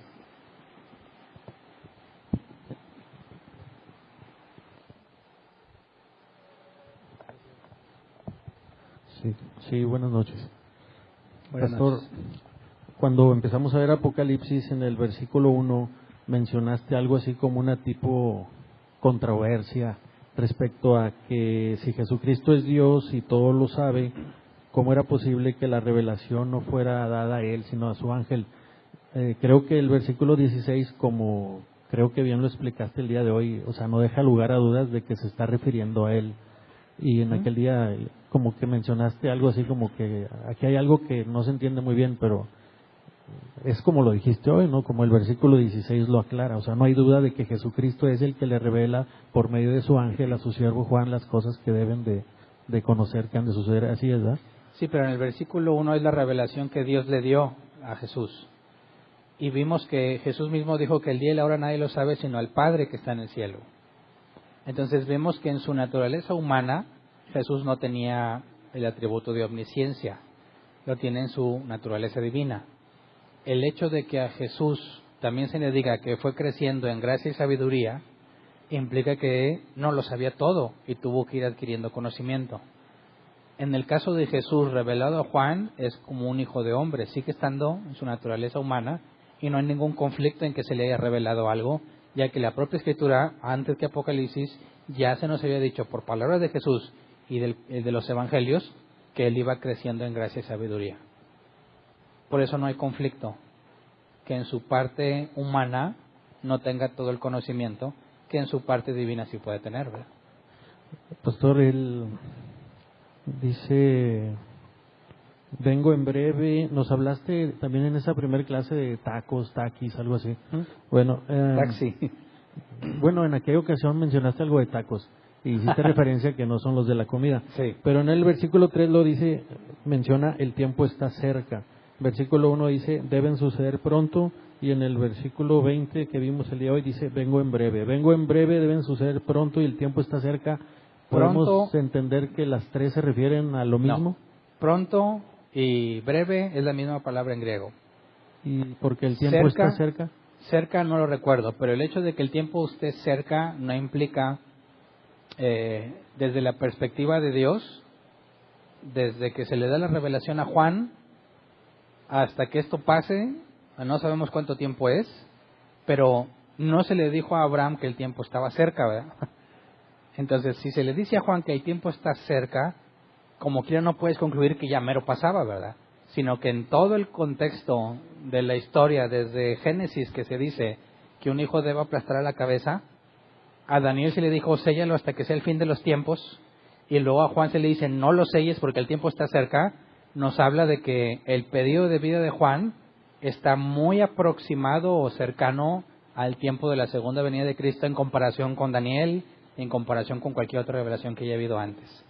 No hay nada ahí en ese pasaje que nos diga que ya merito después de Juan venía. ¿Sí me explico? Entiendo, lo cerca para nosotros no es lo cerca para Dios. No, Así es. exactamente. Pocas palabras. Pastor, el versículo 2 y el versículo 5 del capítulo 22 que vimos hoy, se está refiriendo a lugares diferentes. En el versículo 2, haciendo referencia a que dice, dando cada mes su fruto. Mencionaste algo acerca de meses lunares y que podríamos inferir que va a haber luna. Pero luego en el versículo 5 dice, no habrá ahí más noche y no habrá necesidad de luz ni de sol porque Dios. Entonces, entiendo que se está refiriendo a la Nueva Jerusalén en el versículo, o sea, en el versículo 2 está hablando de la Nueva Jerusalén y si va a haber luna, y luego en el versículo 5 también se refiere a la Nueva Jerusalén y dice no va a haber sol, o son diferentes lugares. Porque si vemos lo que dice el capítulo 21, dice, y la ciudad no necesita ni de luna, ni de sol ni de luna, ¿verdad?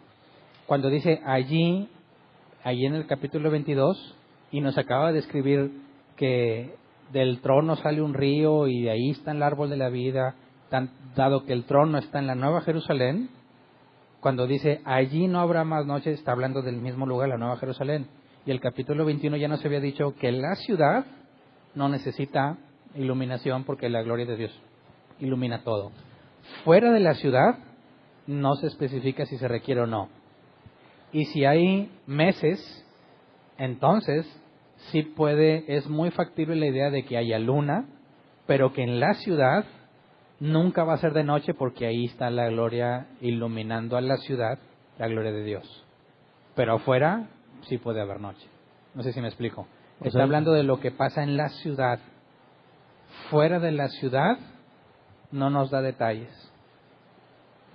A ver si entendí bien, pastor. O sea que eso de los meses lunares no necesariamente deberíamos de entenderlo como que va a ser dentro de la Nueva Jerusalén, sino afuera. En la nueva creación. Sí, sí. Porque el árbol da 12 frutos, ¿verdad? Uno cada mes. Pero en la ciudad no hay lumbreras. No se requiere que se ilumine con nada en la ciudad. Bienaventurado el que guardare las palabras de esta profecía. Según entiendo, pastor, lo que mencionaste es que debemos de esforzarnos por santificarnos, por justificarnos en lo que a nosotros corresponde. ¿Eso quiere decir que guardemos las palabras de esta profecía? Claro, porque también están las advertencias a las iglesias en cuanto a qué hacer, qué dejar de hacer, qué cosas no hacer. Todo tiene que ver con el permanecer fiel. Si tú te fijas, toda la historia tiene que ver con la fidelidad y con la santidad. Quien guarde las palabras de esa profecía se refiere a ponerlas en práctica, ¿verdad? Obviamente lo que hacen los impíos eso no, ¿verdad? Haciendo referencia al versículo, dice, si alguno quitare las palabras del libro de esta profecía, ¿qué caso tendría, pastor, que les advierta, por así decirlo, que se los va a quitar si desde antes de la fundación del mundo no estaban ahí? Es que nosotros le estamos leyendo que se le quitará como si fuese en el futuro, pero ahorita puse el argumento, si esto fuese una advertencia hacia el futuro, tendrías un problema con la omnisciencia de Dios. ¿Me explico? Así que es una advertencia al lector que no conoce el futuro y que Dios claramente le explica en términos que él entiende que si quita eso no va a tener parte, no como una amenaza de que Dios tenga que esperar a que pase para que te la quite, sino de lo que le va a pasar a él en el tiempo. No sé si me explico. La advertencia es al lector a la perspectiva del lector, no desde la perspectiva divina que Dios tenga que esperar que pase el tiempo para quitársela, sino que tú, ya sea que te consideres cristiano, porque seguramente quien lo oiga formaría parte de alguna congregación, y ya está claro, y específicamente también en la Escritura, que no todo el que se congrega es hijo de Dios. Entonces, quien esté ahí escuchando eso, tiene la misma advertencia que Moisés le dio al pueblo: no le agregues ni le quites, porque te va a pasar lo que está ahí. Entonces, la advertencia es al lector que desconoce la elección soberana de Dios. Pero desde la perspectiva de Dios, no tiene sentido que él tenga que esperarse en el tiempo que eso pase. Según la elección antes de la fundación del mundo, eso ya está definido. Quien le agregue o le quite solo manifiesta lo que Dios ya había definido. Pastor, la argumentación que nos das acerca de la palabra libro de la vida en ese mismo versículo, mencionas ahí que el textus receptus, algo así, ¿verdad? Okay. Bueno, mi pregunta es la siguiente.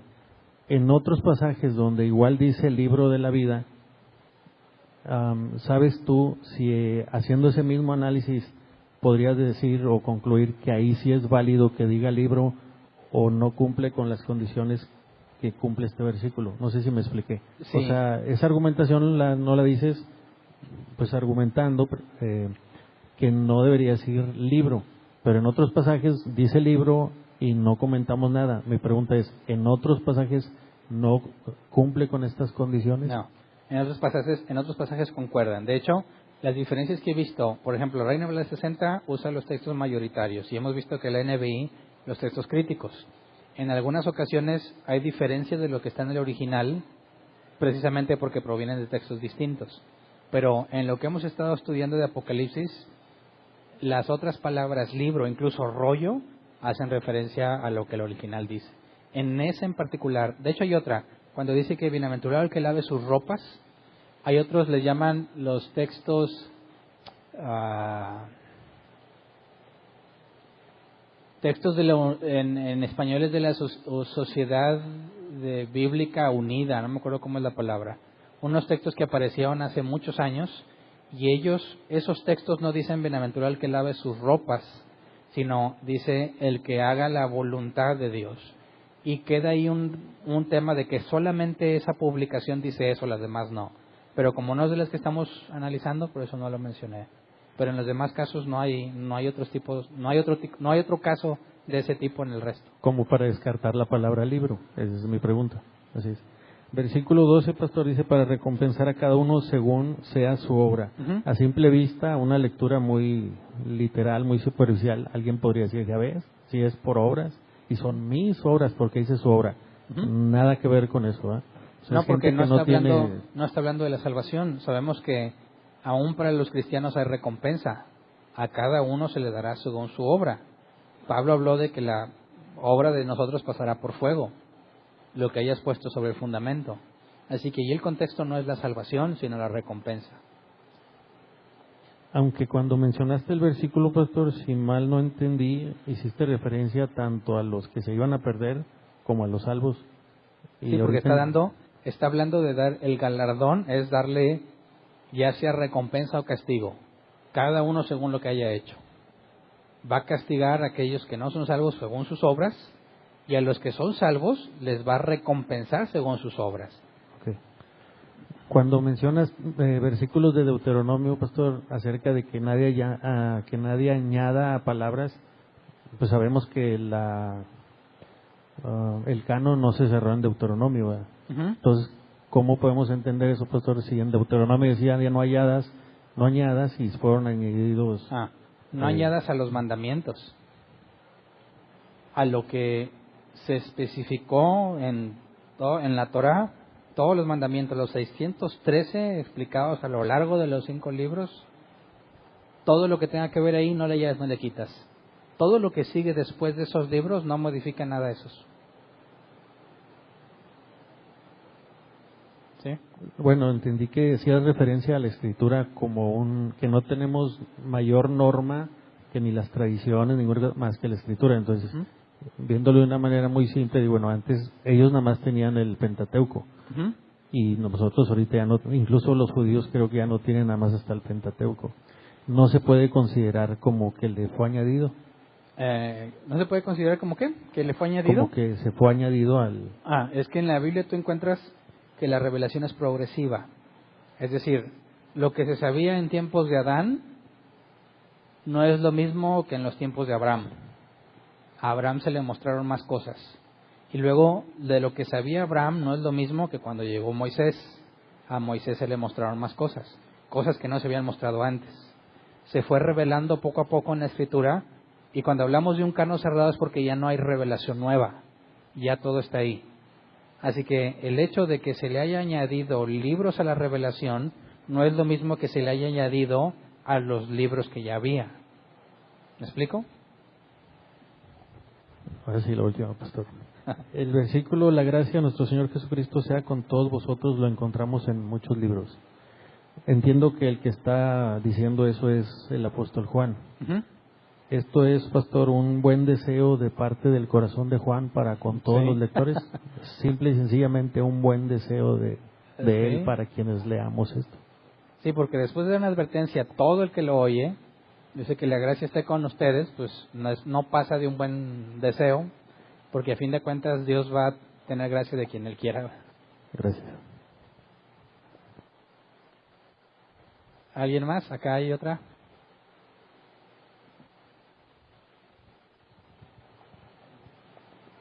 Buenas noches. Buenas noches. El capítulo el 15, que dice, mas los perros estarán fuera, y los hechiceros, los fornicarios, los homicidas y los idólatras y todo aquel que ama y hace mentira. Eso es lo que no entiendo. ¿Pero qué parte es la que no entiendes? ¿Por qué los perros no van a entrar? Sí. Bueno. No es que los perros, literalmente el perro no vaya a entrar. Para el contexto de un judío como Juan o de la gente de aquella idea, un perro era un animal no deseable, impuro, sucio. Decirle a alguien perro era decirle inmundo. Entonces, cuando habla de los perros, no está hablando de los perros literalmente, sino a todos los que son considerados inmundos o despreciables, al igual que se consideraba hacia los perros en aquel tiempo. Gracias. Ya no va a haber perritos ahí entonces. ¿Dónde había otra pregunta ya?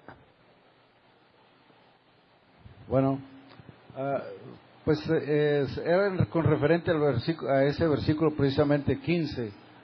¿Verdad? Sabemos que hemos de tomar la interpretación literal o simbólica. ¿Verdad? Si el Señor Jesús hubiera generalizado, hubiera dicho pecadores, ¿verdad? Los pecadores, ¿verdad? Pero aquí especifica, ¿verdad? A los hechiceros, fornicarios, homicidas. Y cuando habla así, pues habla de género masculino y femenino. Pero cuando habla de los perros, ahí ¿cómo lo voy a tomar? ¿Literal o simbólico? Sabemos que el Señor Jesús se refirió a los palestinos en una ocasión como perrillos, ¿verdad? A los palestinos. Pero respecto a eso de los perros, el original, ¿qué dice? O tradujo o lo he de tomar literal. Bueno, como comentaba, en el contexto histórico no hay ningún problema en entender qué son a quién se refiere con perros, ¿verdad? Y si lo tomáramos literal, pues sería absurdo que Jesús incluya entre los fornicarios y los homicidas a un perro literalmente, ya que ellos no tienen nada que ver con el plan de salvación ni ninguna promesa de Dios, ¿verdad? Al hablar de perros lo hace en forma despectiva para agrupar a todos aquellos que no están mencionados ahí. Por ejemplo, hechiceros, fornicarios, homicidas, idólatras y el que hace mentira. Y dice, bueno, ¿y un ratero? ¿Un ratero sí entra? No está mencionado ahí literalmente el robo. Pero dentro de los perros, aquellas personas que son catalogadas como algo inmundo, ahí entra todo el que hace pecado. Así que está tratando de hacer un enfoque, no es una lista exhaustiva, pero al describir a los perros está englobando a todos los demás que enlista. No sé si me explico.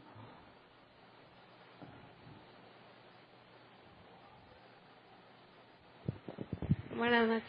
Buenas noches. Estoy poniéndole, atención a lo que dice el texto. Dice, los fornicarios, los homicidas, los idólatras y todo aquel que ama y hace mentira. ¿Está refiriéndose a todo aquel que ama hacer la mentira o todo aquel que...?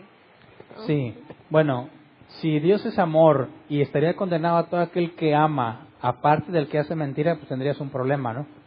No sería consistente ni lógico. Por eso es todo el que ama y hace mentira. Porque una cosa es que, por ejemplo, un hijo de Dios puede mentir y se arrepiente. Se siente mal cuando miente, le pide perdón a Dios.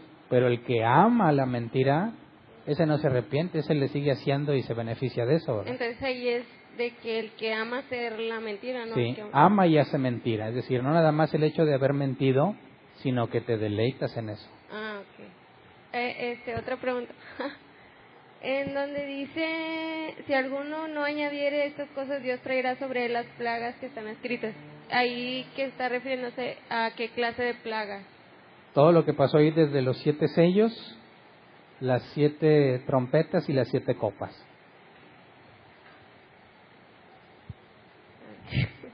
Gracias. ¿Alguien más? Ahí atrás. Ahí está otro.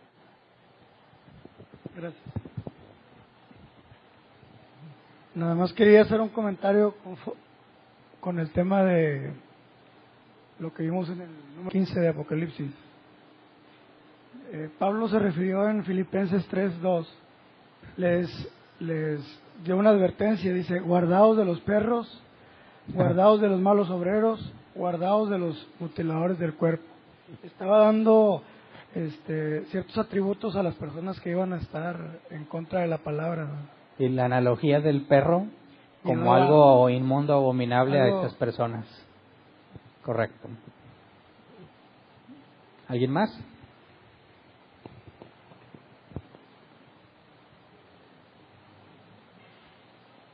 ¿Y qué raza de perros es? Pastor, me recordé el ejemplo que pusiste sobre un hombre que dijo, pues voy a raptar a mi novia y para que me ame a fuerza. Algo así, ¿verdad? Si ese hombre fuera todopoderoso, vamos a decirle Dios, y él tuviera la capacidad, ¿verdad?, de hacer desde antes de la fundación del mundo, a través de la predestinación y de elegir algunos, como dicen, para que después lo ame, no sería lo mismo que así como raptarla y hacer que lo ame a la fuerza. Pues bueno, yo desde antes de la fundación del mundo, desde antes de que nazcas, ya te voy a predestinar para que me ames. Como soy todopoderoso, haciendo la debida, guardando la debida proporción, no sería como ese hombre que, como tú dices, se la roba y la tiene encerrada todo el tiempo para que a la fuerza lo ame. ¿No sería algo parecido? Eso lo podríamos determinarlo en la práctica. ¿Amas a Dios? ¿Sí o no? ¿Sí? ¿Te obligó?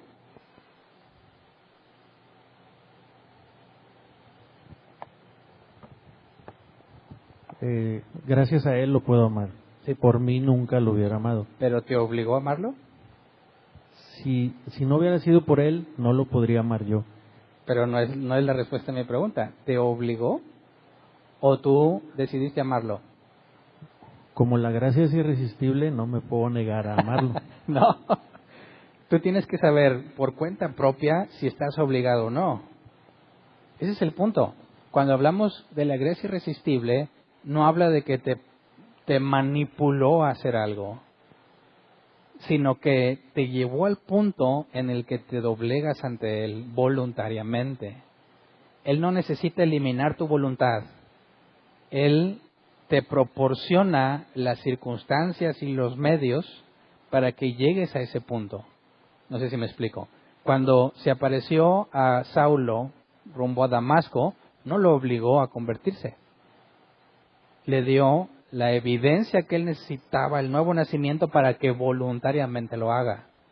Así que la voluntad de Dios no invalida mi voluntad, pero su voluntad es mucho mayor a la mía, y la forma en la que Él hace las cosas, como la Biblia lo pone las circunstancias, los tiempos, los límites, permite maldades y todo, para que tú voluntariamente, por las experiencias, decisiones, sinsabores de la vida, triunfos, etcétera, etcétera, todo lo que hay eso, te lleve a esa decisión. Así que Dios no te agarra y te convierte en un títere, sino que Dios te pone en distintas circunstancias, dado que Él te hizo y te conoce. De esa manera tú empiezas a tomar decisiones que le agradan a Él sin tener que obligarte a hacerlo. Hasta ahí, pastor, Él predestinó y acomodó todas las cosas para que yo, lo que tú dijiste, decidiera, doblara mi voluntad, todo eso. Okay. Mi pregunta es, ¿eso no implica algo de parte de nosotros como humanos, lo que le llaman sinergismo? No. O sea, esa parte que tú estás diciendo de que tú mismo, que si no me obligó, que yo tuve que doblegar mi voluntad, o sea, aún y con esa parte que mencionas, no implica que sea una mínima parte de sinergismo. No estoy hablando que la oración de fe y todas esas cosas que nada que ver, pero sí, lo que tú acabas de decir, no implica algo de una parte que corresponde al ser humano. Como dices tú, Dios acomoda todo, pero como no te obliga, tú tienes la decisión de si lo amo o no lo amo. No entiendo esa parte. Es que eso lo puedes ver en tu vida propia. Si cuando tienes la tentación tienes dos opciones: ¿te amas a ti mismo o amas a Dios? Si amas a Dios no vas a caer en la tentación. Si te amas más a ti mismo vas a caer en la tentación. ¿Qué es lo que normalmente hacemos? Nos amamos más a nosotros mismos, por eso pecamos, ¿verdad? Tuviste la capacidad de elegir en ese momento a quién amabas más. A veces resistes, amas más a Dios, a veces no. Ese tipo de decisiones que tú tomas son tuyas, si no el concepto de recompensa no tendría sentido. Pero para que tuvieras un dilema entre amar a Dios o no, tuviste que haber nacido de nuevo, y para eso no te preguntó. Tú no aportaste nada. Ese nuevo nacimiento te da ahora la capacidad de poder decidir entre amar más a Dios o a ti.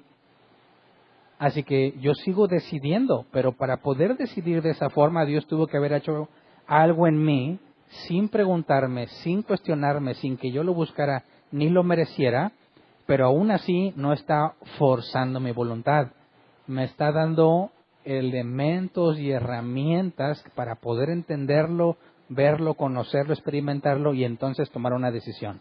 Así que Dios en ningún momento elimina tu voluntad, sino que Dios, por medio de las circunstancias, te lleva a que tengas la capacidad de decidir. Por eso es que la salvación no cuenta como un mérito tuyo, pero la santidad sí, en el sentido de la sinergia. En cuanto a la salvación, tú no tuviste nada que ver, eso fue elegido desde antes. Pero una vez que naces de nuevo, ahora sí Dios te dice, esta es mi voluntad preceptiva, no debes hacer esto y esto y esto. Ya dentro de los salvos, tú puedes elegir qué cosas vas a hacer dentro de un ambiente controlado. Cuando Dios dice, la Escritura dice, no te dará una prueba que no puedas soportar, eso lo explica claramente. Vas a ser expuesto a tentación, como dijo Padre, no nos expongas a tentación, sino líbranos del maligno. Él sabe, como Él te hizo y te diseñó, sabe perfectamente cómo vas a reaccionar ante cada circunstancia. Libremente, ¿verdad? Para Dios no hay tiempo. Si Él viera el próximo juego entre Tigres y Rayados, que mejor no sé cuándo sé de fútbol, pero imagínate que en un mes se va a llevar a cabo. Para Dios no hay tiempo, ¿verdad? Él ya sabe quién va a ganar. ¿Forzó a un equipo a ganar? Porque Él ya sabe lo que va a pasar. No, es como si tú no fueras a ver el partido, lo grabas, una semana después te pones a verlo. ¿Tú estás influyendo en lo que está pasando? No, estás viendo lo que sucedió en base a una serie de circunstancias y momentos, ¿verdad? Cuando Dios determina toda la creación, determina cada cosa que va a suceder para que sus hijos decidan entre Él y el mundo, y los demás que no tienen la capacidad solamente van a decidir en el mundo, pero ninguno, ni al que eligió ni al que no, lo está obligando a decidir. Por eso en la experiencia propia sabemos perfectamente cómo funciona eso. Porque si Dios te eligió desde la fundación del mundo, y aún así viviste muchos años de tu vida sin conocerlo a Él, de repente lo conoces y ahora tienes un dilema entre amarlo más a Él que a ti, eso explica claramente que no se te está forzando, que no se te preguntó y que tú sigues teniendo capacidad para decidir dentro de un ambiente controlado. ¿Me explico? Dicho de otra manera, pastor, ¿puede una persona que fue elegida desde antes de la fundación del mundo llegar a no amar a Dios? No, porque eso haría a Dios que no tenga omnisciencia Ni o que no sea omnipotencia. omnipotente. Eso es a lo que voy con mi pregunta. ¿Sí? Pero el punto es que tú como quiera lo decidiste. ¿Me explico? Gracias. No decidiste tu salvación, decidiste la santidad. ¿Sí? ¿Alguien más? Nadie más. ¿Avisos?